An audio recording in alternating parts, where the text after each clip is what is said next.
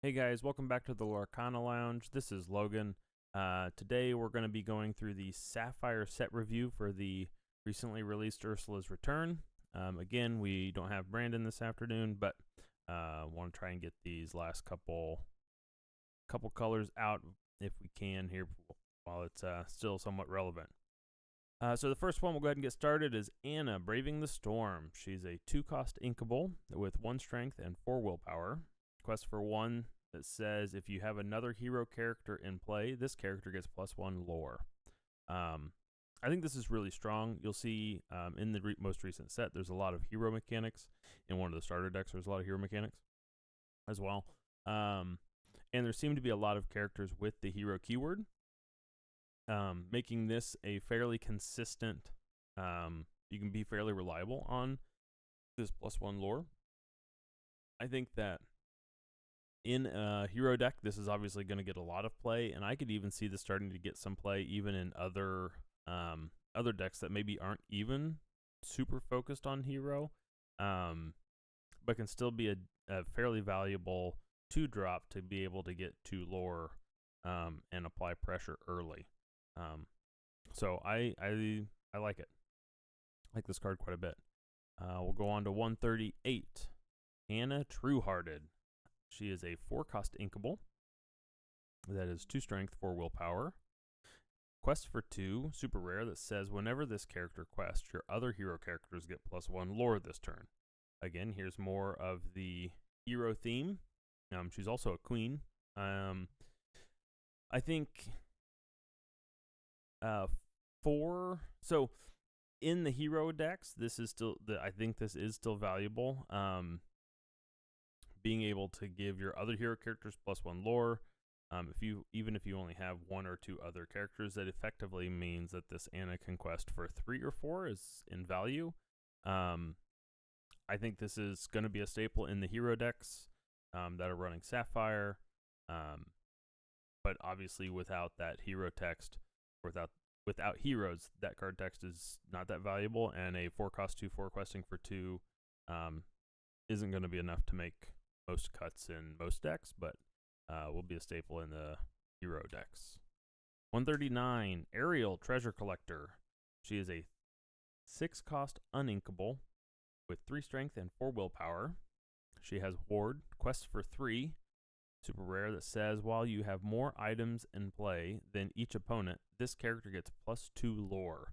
This means that as long as you have a couple items, or at least more than your opponent, she's questing for 5.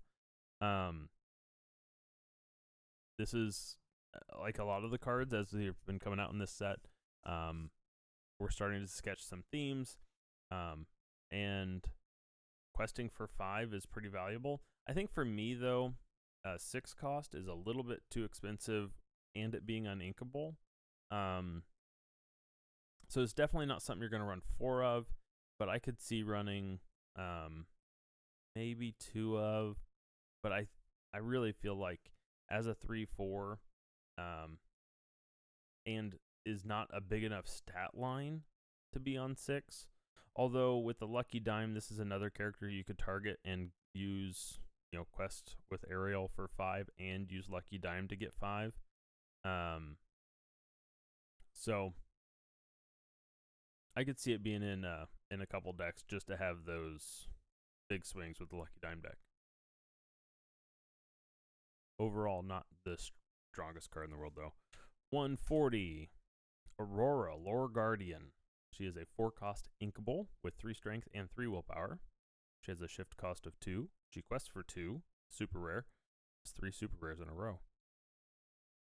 That says opponents can't choose your items for abilities or effects, and you can exert one of your items to look at the top card of your deck and put it either on top or the bottom of your deck.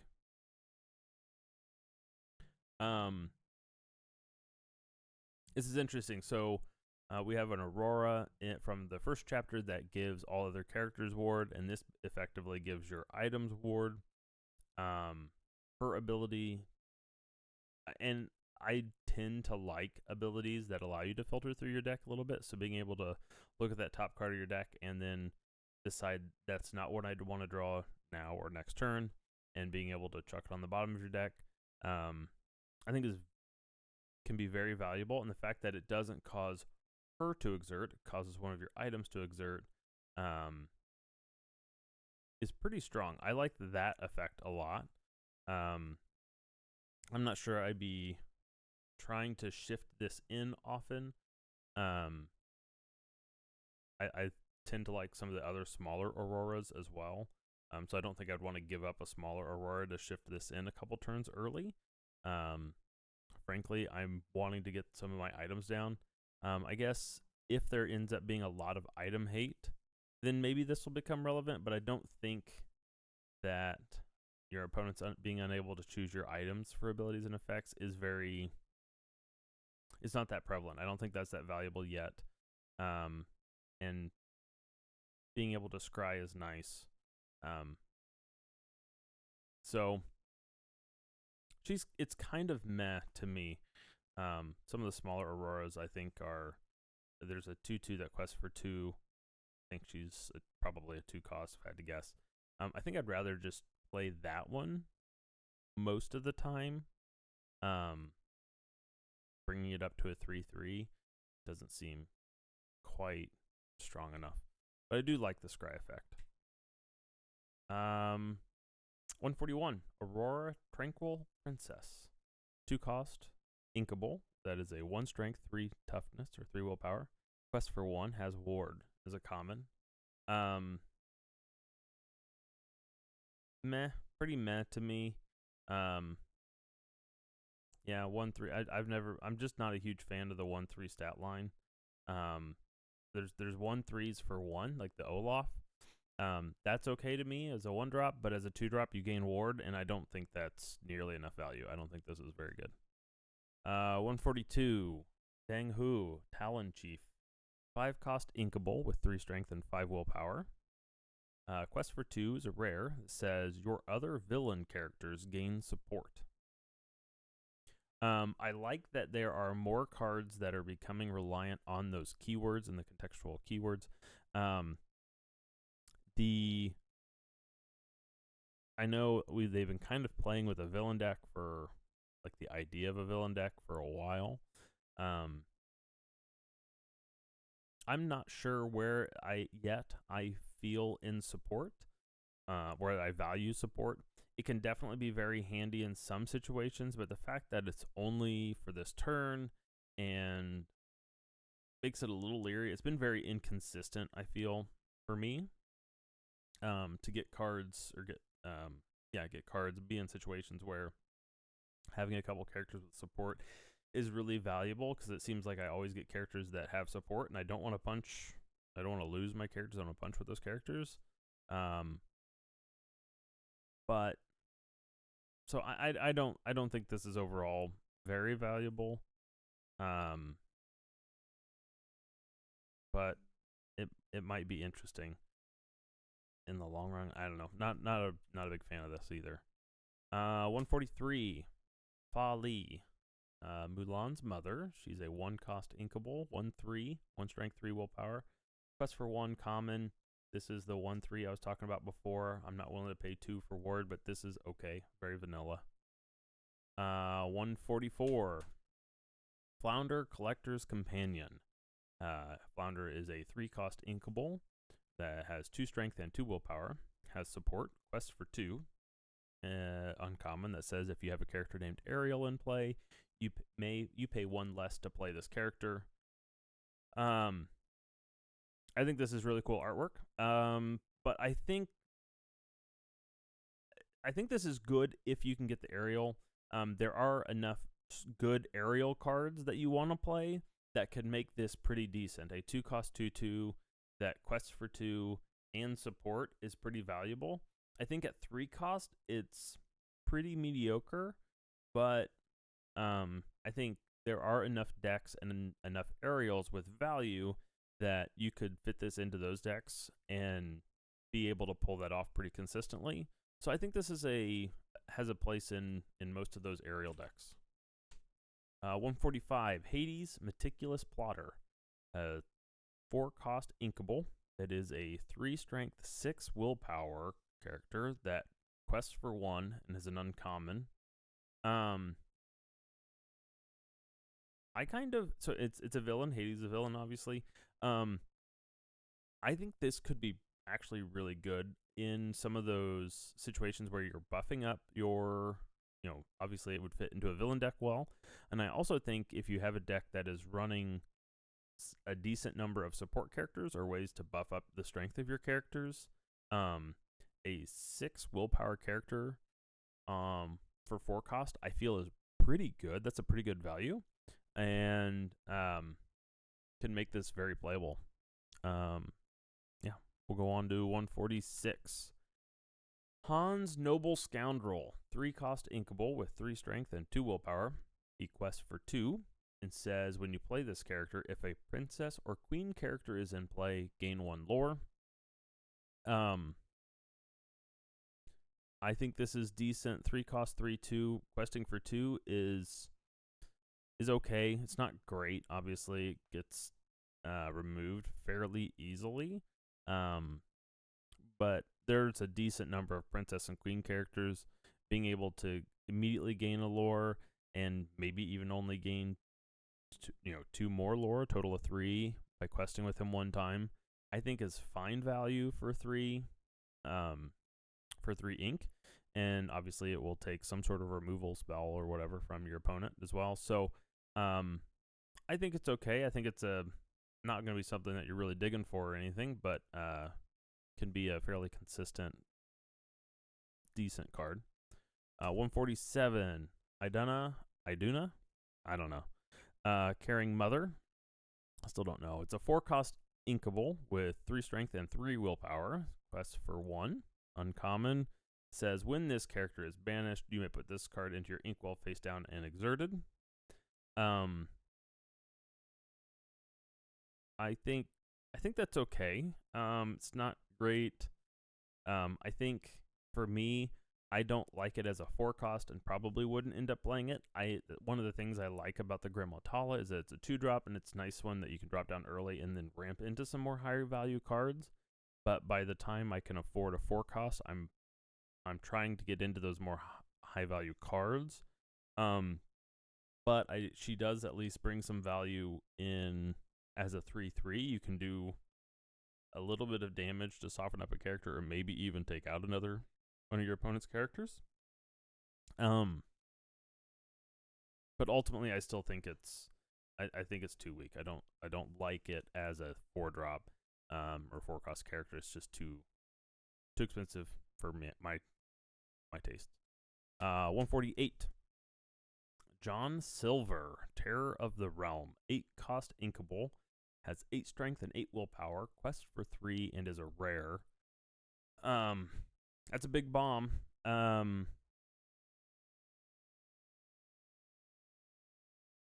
I don't know. This is having no text on it is kind of interesting. Most of the cards I tend to think of is you're looking for some value. If I'm trying to think of some other 8 costs that are out there, I think an 8/8 is obviously that's a pretty strong stat line, but 8 just seems pretty expensive. Being inkable is nice, and the questing for 3 is nice. So I think I would put it in some of my decks maybe as kind of a 1 or 2 of, just to have. Obviously, it's going to be a late game play. Early on, I'll just ink it. I think it's okay. Not a build around though, and I can think of other 8-drops that I'd much rather be seeing. Such as Tamatoa, or even something like a 9-drop Maleficent. There's some of those I just think are a little bit higher value. 149, Olaf, Carrot Enthusiast. He is a 3 cost inkable, 1 strength, 4 willpower, quest for 2, has a shift cost of discard an item card, and says whenever he quests, each of your characters gets plus strength equal to this character's strength this turn. Each of your other characters gain strength equal to this character's strength. So it's kind of a way to support. It's like a support all ability. I guess support. Let me look at support real quick. Okay, so you could use a support to give Olaf plus strength, and then quest with Olaf to give that strength to everybody.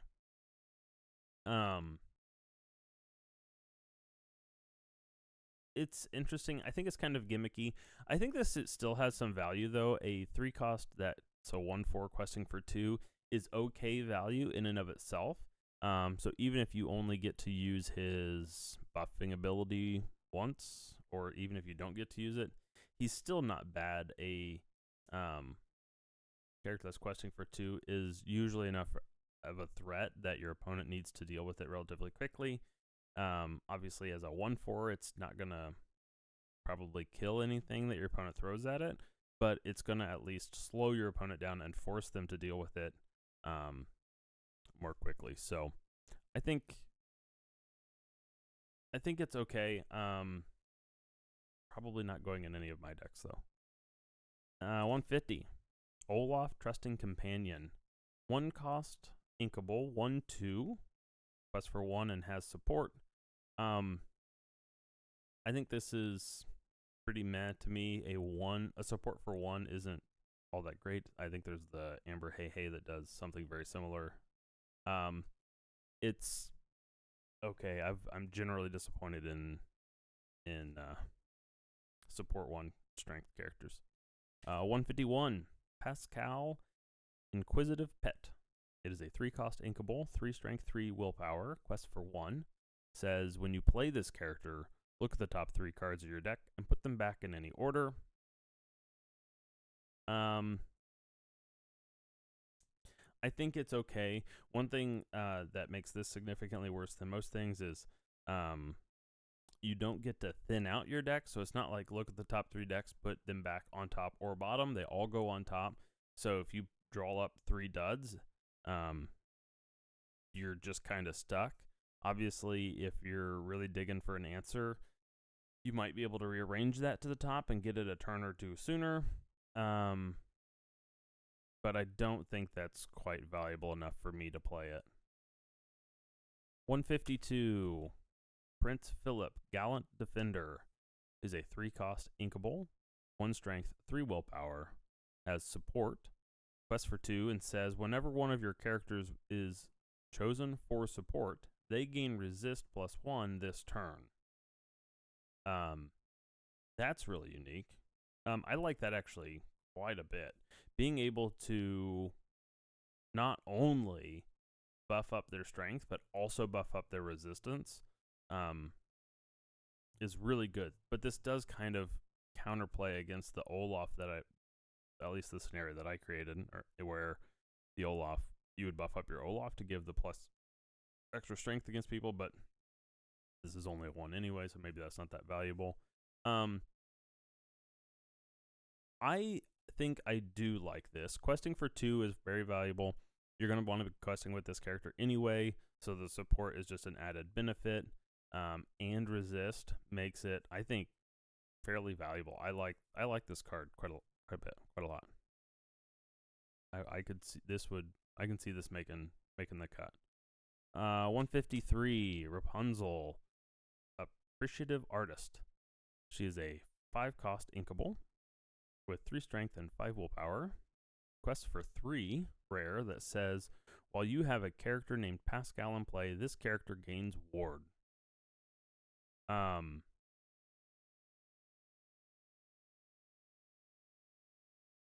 like the 3 lore.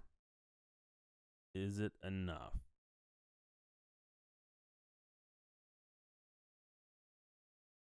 I think it is. I think that is pretty good, especially, obviously, if you can get Pascal in play, giving this ward is even better. 3/5 is a decent stat line, especially with the 3 lore.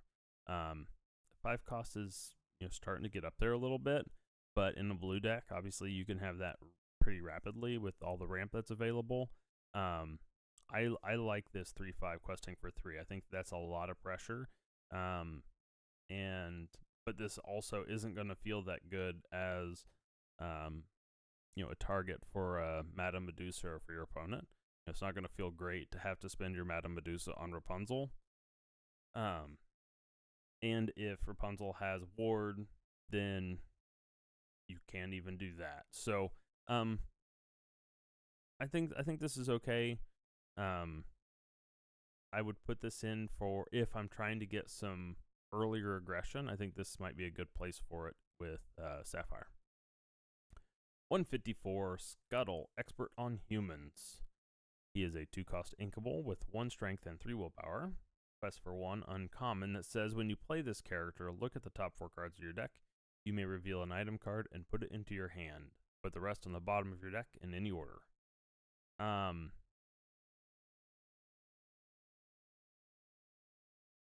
It's okay. I think it's fairly decent. If you had this, dropping it on turn 2, searching for, your fishbone quill, or even if you're gonna go grab a popsicle or, frankly, any items, usually decent. And you can also use it. A lot of the items are inkable, so if you want to go hunt your deck for just to get an extra inkable card, I think this can be valuable for that.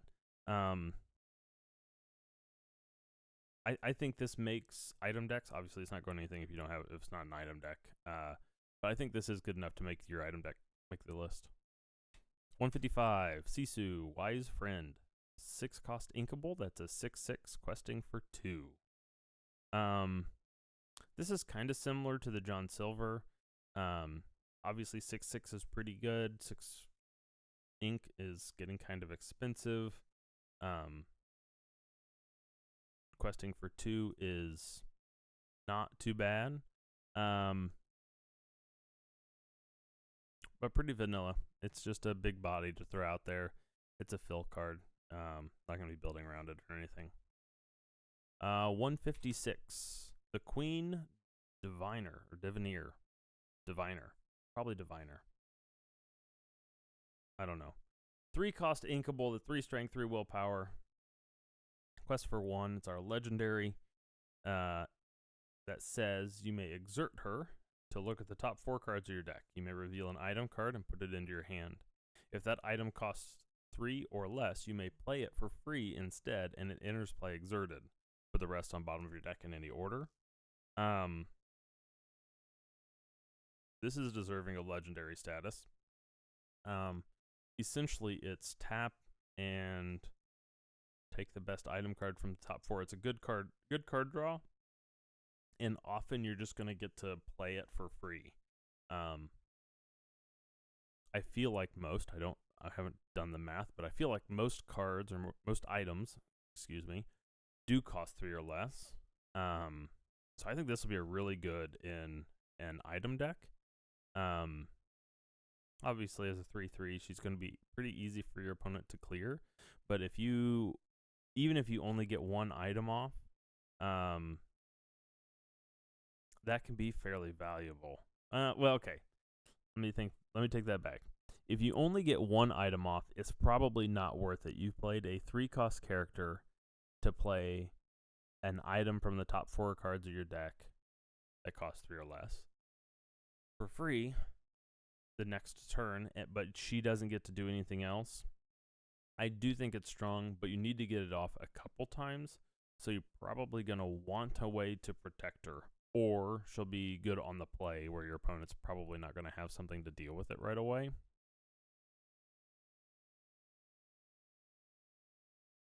It's okay. It's not as strong as I was initially thinking. I like the idea of being able to play stuff for free, but if you play something for free and then this just gets taken off the board, I would have rather just had the item and played the item instead. So I don't know. I'm not there yet with this one. Not sold. 157. Let's see. Transformed Chef, Castle Stove. This is a 4-cost inkable with 3 strength and 3 willpower. Quest for 2 and says when you play this character, remove up to 2 damage from chosen character.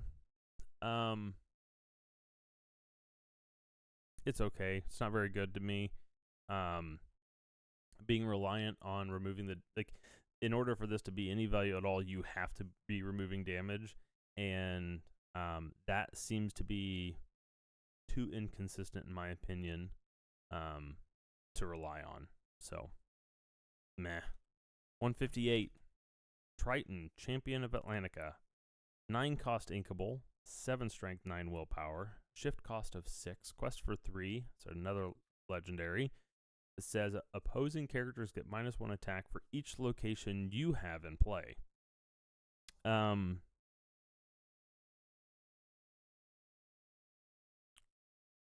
I think my initial thought comes down to that this is just too expensive. A 9 cost is a lot to only be reducing character strength by 1 for each location you have to play. This is going to mean you have to have a bunch of locations in play to really give this any value. Yeah, my gut just says it's too expensive. I doubt this will get much at play. Yeah. Anyway, we'll go on to 159. 159, Triton Discerning King.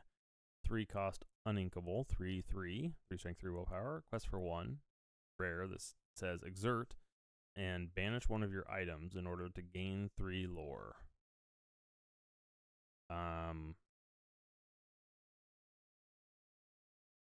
I don't think I care for this very much. I think you could play maybe one of these in your item deck, but it feels very gimmicky to me. I don't think you would consistently be wanting to do that. Typically, you're wanting to banish your items with Hiram Flaversham or for its own effect. If you've got Tamatoa on the board and you're able to start digging your items back out of your discard, then you could use it for this, but I would rather be using my Flaversham to draw 2 cards than gaining 2 extra lore for banishing it. Because obviously, you have to exert this character and banish one of your items to gain 3 lore, which I could just exert this to gain 1 lore for questing. So it's really just 2 additional lore to banish an item, and I don't think that's quite strong enough. 160, Triton Young Prince. 4 cost inkable, 3 strength, 4 willpower, quest for 1. It says during your turn, this character gains evasive, and whenever one of your locations is banished, you may put that card into your inkwell, face down, and exerted. That's an interesting ramp mechanic, ramping off of your locations. 3/4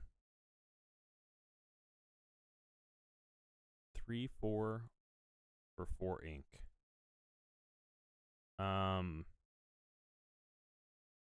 I think in order, I don't think this is quite good enough. I think, you'd have to have so many locations on the board and become so reliant on using that for ramp that I don't think that I would count. I don't think you could count on that. And then the 3/4 stat line questing for 1 just isn't enough for a 4 cost. I don't think it's quite there. I don't think it's quite good enough. 161, Tuk Tuk Curious Partner. Is a 2 cost inkable, 2 strength, 3 willpower, quest for 1, common. It's fill, 2 cost fill. That's a 2/3 character. It's fine. It's nothing special. 162. Our first song action of Sapphire. It is Dig a Little Deeper. It is an 8 cost uninkable. It is a Sing Together card that says look at the top 7 cards of your deck. Put 2 into your hand, put the rest on the bottom of your deck in any order. Look at the top 7 cards, pick your 2 favorite, put them in your hand for 8 cost. Seems a little bit too expensive. 8 cost is just an awful lot to try and get up to. Obviously, looking at 7 cards and picking 2 is a lot. That's a lot of options. You have a lot of things to pick from, and you get to take the 2 best cards, which is kind of nice. But at that point, either you've spent 8 ink to get there, or you likely tapped 3 or 4 characters to get there, which I think is just too big of a sunk cost. I don't think it's got quite enough value. 163, Glean. It's an action, 1 cost inkable, common that says banish chosen item. Its player gains 2 lore.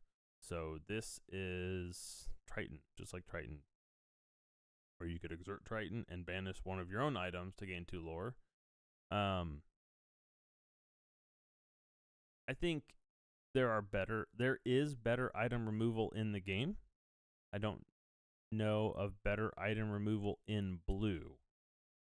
Most of the good item removal that I'm thinking of is in steel. So if you're not running blue steel and you need or want some item removal, this may be okay. There is also Judy Hopps in Sapphire that is some item removal. I guess between those two, I would maybe prefer Glean. I like the thing about Judy Hopps is you end up with a person on the board, but Judy Hopps replaces the card, which I think the card is probably worth more than 2 lore. But you also end up with a body on the board. So it's a kind of a tough trade-off between this Glean and like a Judy Hopps and Sapphire. If the item decks continue to be a problem, like the blue-red item deck, then I could absolutely see running a couple Gleans just to try and deal with the, Lucky Dimes or the Imperial Bow, which we haven't gotten to in Steel, can both be pretty devastating if they're just constant, or even the Medallion Weights, where it's your opponent is constantly buffing up their characters and drawing cards. I could see this becoming more relevant as that becomes a more consistent meta that we're running into. 164. Seldom All They Seem. It is a song. It's a 2-cost inkable. Just a regular old song that says chosen character gets -3 attack this turn. I think it's okay. I think it's priced well. 2 costs to give something -3 attack is pretty good. Obviously, you can do that and run a bunch of things into your opponent's character to deal with it without completely wiping your board. But I think it's a little bit too situational for me.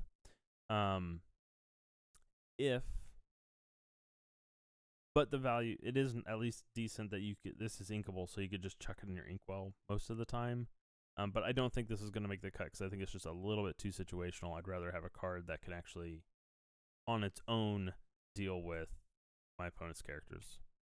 165, Treasures Untold. It's another song. It's a 6-cost inkable song. Rare that says return up to 2 item cards from your discard to your hand.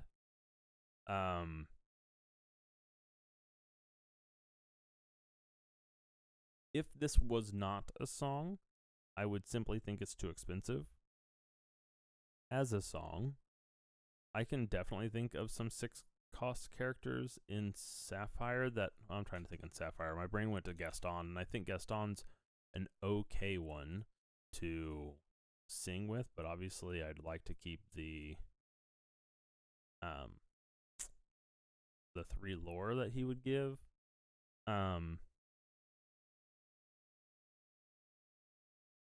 I think it's okay. Generally, by the time I get to this, I'm going to want to have Tamatoa on the board, and Tamatoa is already thinning out returning my items from my graveyard. I don't think this is quite good enough, because I'd just rather have a Tamatoa, and generally, as a blue deck, getting to 6 or 8 ink is pretty easy, and I'd just rather have a Tamatoa. So I'll keep my Tamatoas. 166. Field of Ice. It's an item. It's our first item for Sapphire. It's a rare 3-cost inkable card. It says whenever you play a character, they gain resist 1 until the start of your next turn. I don't think this is very good. The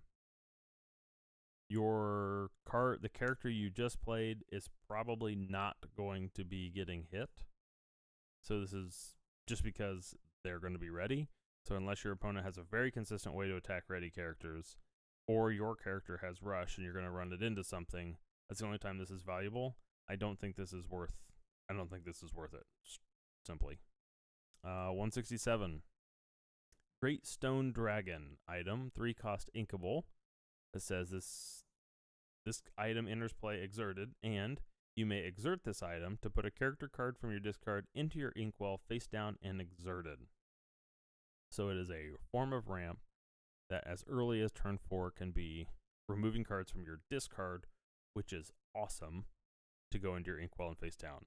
So being in your discard means you've likely already got the value out of it, or at least you know what you're pulling out of your discard.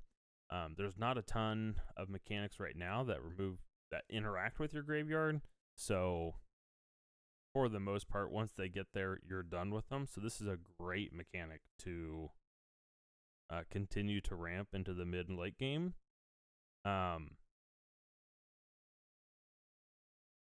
Yeah, I think this is pretty good. Obviously, one of the problems you have with this is you're going to have character cards in your graveyard. So maybe on turn 4, you may not have a character in your graveyard to ramp, which makes it a little bit inconsistent early, kind of in that early to mid game. But man, once you get into that mid or late game, if you're still wanting to get more ink for whatever reason, or if this is on your board, in general, you might as well just go ahead and keep inking stuff. And it becomes a good target for the later late game that Flowersham can go and just destroy this item, because it's not, you don't need more ink at some point, or you don't have characters in your discard. So I like it. I think it's pretty good. It's 168. Ice Block. 1-cost uninkable that says exert. Chosen character gets -1 attack this turn.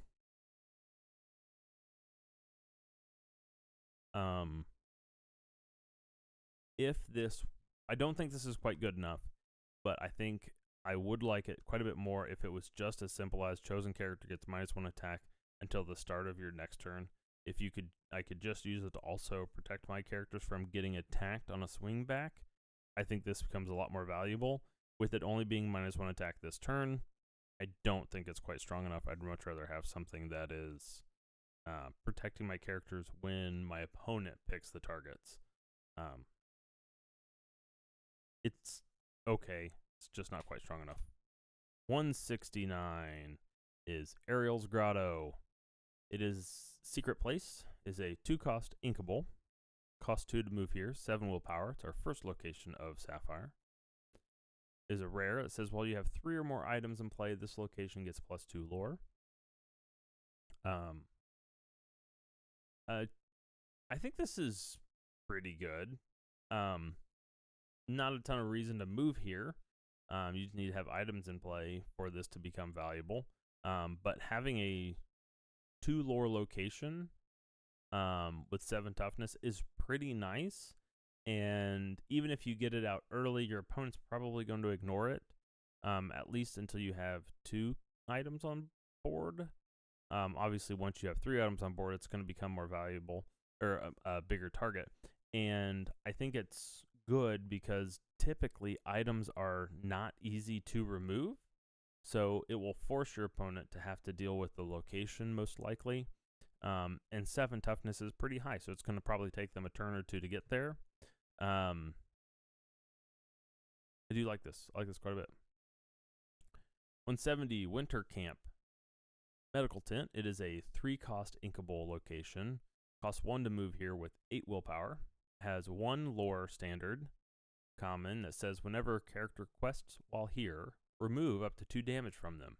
If they're a hero character, remove up to 4 damage instead. Wow, I think that's decent.